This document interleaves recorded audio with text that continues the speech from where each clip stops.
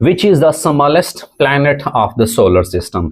जो solar system में सबसे स्मॉलेस्ट, सबसे छोटा, वो कौन सा है? वो है मरकरी, याद रखिएगा।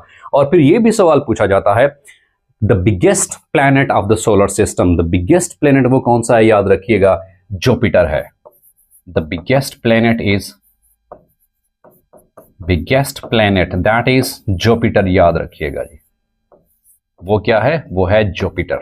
और फिर इनकी ओरिएंटेशंस के हवाले से, करेक्ट ऑर्डर के हवाले से अक्सर का सवाल ये भी पूछे जाते हैं, तो आपने उसके हवाले से एक छोटा सा सेंटेंस याद रखना है। मैं अक्सर का स्टूडेंट्स को बताता हूं कि my very educated mother just served us noodles.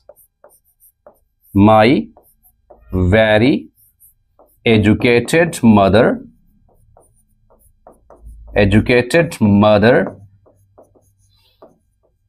Just served us noodles. Just served us noodles. अब इसके हवाले से आपको करेक्ट ओरिएंटेशन समझ आएगी। First, second, third, fourth, fifth, sixth, seventh and eighth. तो ओवरऑल हमारे पास जो सोलर सिस्टम है उसमें टोटल प्लैनेट्स की तादाद कितनी है? वो भी 8 है। और उन 8 तादाद को करेक्ट ओरिएंटेशन और ऑर्डर के हवाले से याद करने का तरीकाकार मैंने एक छोटा सा सेंटेंस आपके सामने दिखाया। That is my very educated mother just served us noodles. अब सबसे पहले देखते हैं कि एम किससे स्टैंड करता है? दैट इज द मरकरी, याद रखिएगा। अब एम से क्या मुराद है? दैट इज मरकरी, याद रखिएगा जी। And V for the Venus, याद रखिएगा जी। And same is the case E for the Earth, याद रखिएगा जी। तो ये करेक्ट ओरिएंटेशंस के हवाले से कि Mercury that stands for M stand for Mercury and same is the case V it stands for the Venus and E stands for the Earth and same is the case M stands for the Mars and J for the Jupiter, S for सैचुरन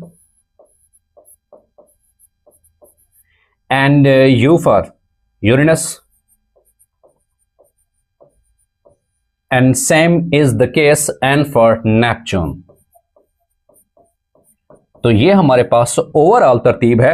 number 1 Mercury, number 2 Venus, number 3 Earth, number 4 मरीख, number 5 Jupiter, number 6 Saturn, number 7 Uranus and number 8 जो है वो है Neptune. और फिर ये भी सवाल मोस्ट इंपॉर्टेंट है कि closest to the sun and away from the sun. तो जैसा कि यहाँ पे मेंशन है कि सूरज के करीब तरीन कौन सा जो है वो प्लेनेट है?